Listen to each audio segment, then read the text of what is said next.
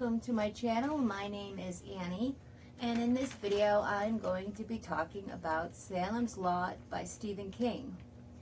I wanted to do this video by sharing some fun facts, give a quick summary, and share my favorite quotes from the book and why. So I will begin with some fun facts. Salem's Lot was published in 1975, and it was Stephen King's second published novel. In an interview Stephen King did in the 1980s, he said that Salem's Lot was his favorite of his novels. Now, that was in the 1980s, and as everyone knows, he's written a lot of books since then. But at one time, it was his favorite book. I don't know if it still is or not, but at one point it was.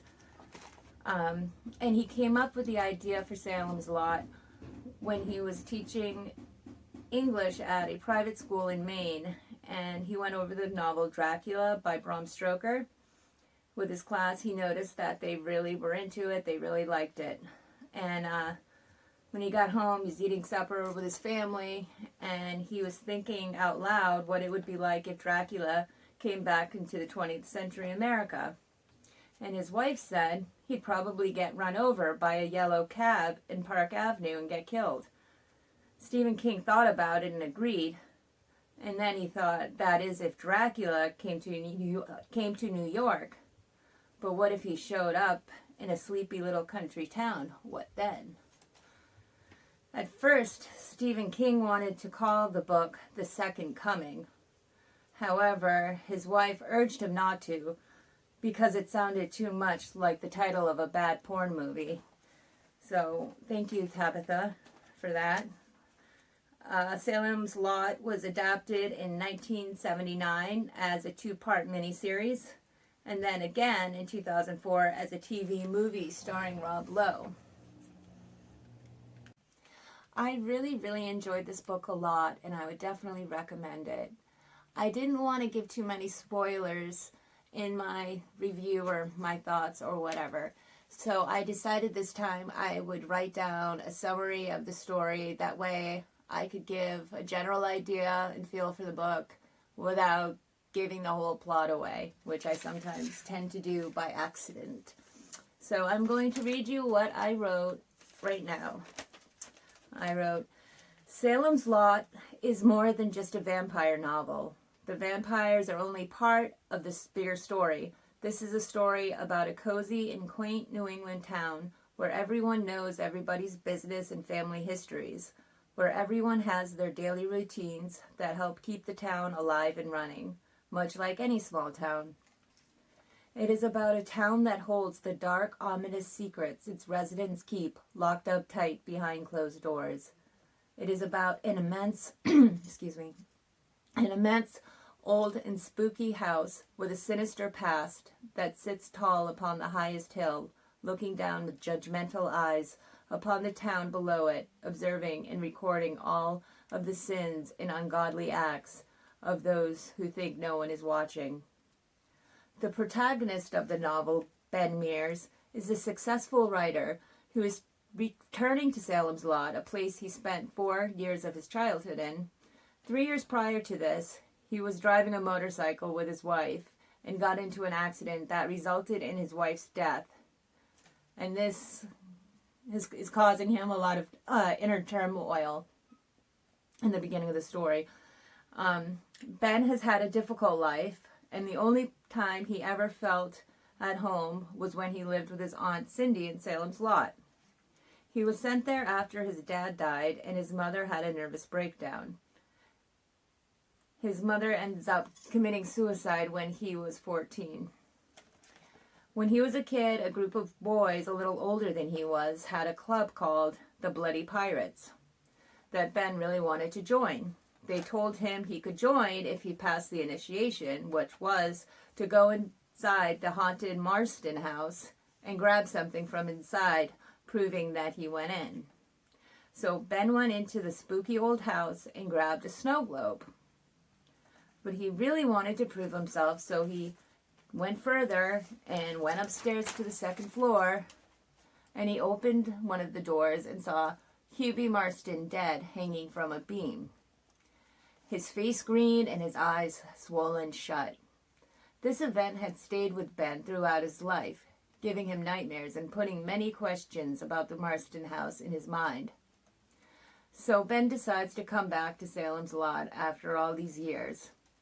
The Marston house has an ominous reputation that, along with his childhood experience in the house, inspired him to want to write his next novel about the Marston house. He actually wanted to stay inside the notorious house, but soon discovers that it has been sold.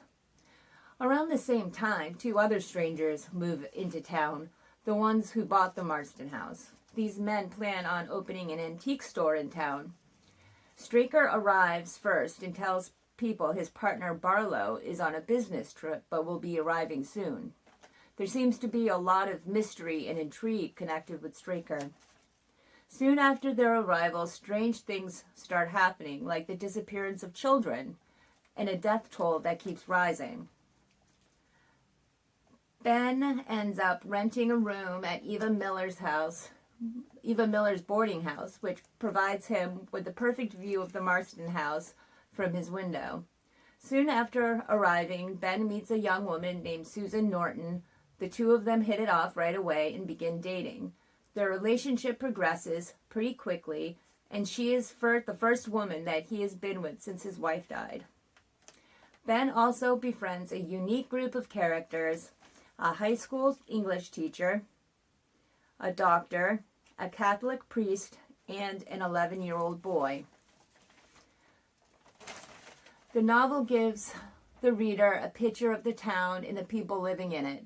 It also tells about Ben and his friends discovering the arrival of vampires in their town, Salem's Lot, and their plan to save the town and destroy the vampires. There is so much more to this story, but this one is so good. I don't want to spoil it for anyone who's thinking about reading it. It is so worth the read, and I'd encourage anyone who likes Stephen King or has been thinking about reading this to give it a shot. You will not be disappointed. The way Stephen King writes is magic. The way you get a feel for all the characters in a personal way, whether you love them or hate them. The descriptions of the atmosphere, the town itself, makes you feel like you are right there. You don't know when it happened, but at some point, you feel like you've been sucked in, no pun intended. You begin to feel anxious and scared, your heartbeat rising. You forget you're reading a book, and you can't help but check your windows to make sure they're all closed tight. And you see that they are, and you exhale a sigh of relief. And that's what I have for Salem's Lot. I know a lot of people, I've heard, were disappointed because they thought it was just about vampires, and they complained that, halfway through it and I haven't even encountered a vampire yet. The book, like I said, is so much more than about vampires. It's about the town, it's about the people, it's just deep, and it's just a really good, all in all, great story. I definitely would recommend it. It's awesome. I also included some of my favorite quotes from the book and why.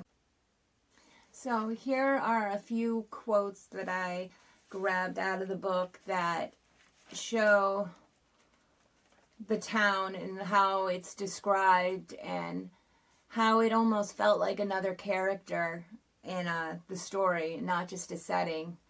The town almost had feelings and emotion, and I thought that was really interesting. But here are a few quotes that I grabbed about the town.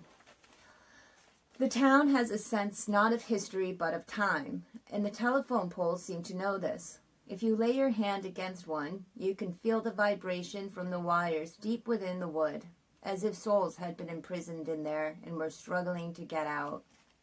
And another one. The town kept its secrets, and the Marston house brooded over it like a ruined king. I just think those quotes are really good in giving us a feeling of the ominous, sinister feeling of the town and putting us in that, I guess, environment.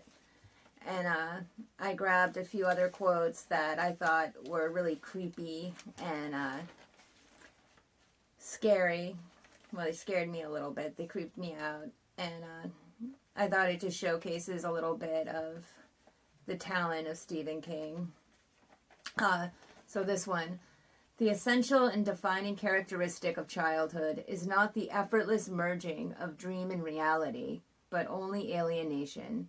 There are no words for childhood's dark turns and exhalations. A wise child recognizes it and submits it to the necessary consequences. A child who counts the cost is a child no longer. And there is no group therapy or psychiatric or community social service for the child who must cope with the thing under the bed or in the cellar every night. The thing which leers and capers and threatens just beyond the point where vision will reach. The same lonely battle must be fought night after night, and the only cure is the eventual assassination of the imaginary facilities, and this is called adulthood. And I like that because when you're a little kid and you're scared of the monster under your bed, and it's, as an adult, irrational and silly, but as a kid, I don't know if anyone remembers being scared and like terrified of something being in the closet or under your bed, and the sheer terror, I used to be afraid of having my foot out of the blanket, that like a monster would grab it or something. I always had to have my feet covered. It's silly, but you have problems as an adult. Usually there's a solution, but when you have the imaginary boogeyman that's real to you, that's terrifying. And what is the solution? Like, what do? You're terrified. So I think it's pretty, amazing how Stephen King is so good at bringing you back to that feeling that, most of us have long forgotten. He is so good at getting a child's perspective, whether it's showing a child's fear or his love, or he's just so good at that. I love that about him. And a few more freaky, scary quotes that I grabbed. I like this one a lot. In Harmony Hill Cemetery, a dark figure stood meditatively inside the gate, waiting for the turn of time. When he spoke, the voice was soft and cultured. Oh, my Father, favor me now. Lord of flies, favor me now. Now I bring you spoiled meat in reeking flesh. I have made a sacrifice for your favor. With my left hand I bring it. Make a sign for me on this ground, consecrated in your name. I wait for a sign to begin your work. Freaky! Here's another one. The figure stood silent and thoughtful for a time. Then it stopped and stood with the figure of a child in his arms. I bring you this. It became unspeakable. And one more. Terror, like hot iron, leaped into Danny's chest. Wires seemed to have run up his legs. He would have turned and run, but Ralphie was clutching him. So, those are a few quotes that I grabbed out of the book that I really liked. And I really love this book. It's so good. It's a good vampire story. It's a good haunted house story. It's just a good story, all in all. And I definitely recommend it. If I was going to be giving it any stars, I would definitely give it 5 stars. I'm so glad I read it. I'm so glad that I decided to reread all my Stephen King books. So far, I've read the Bachman collection, which I know isn't the first, but I did it anyway. So the Bachman, I read Carrie, and I just read Salem's Lot, and I'm currently now reading The Shining, and my next video will be my thoughts on that. So I really hope you guys liked this video. Thank you for watching, and I will see you next time. Bye.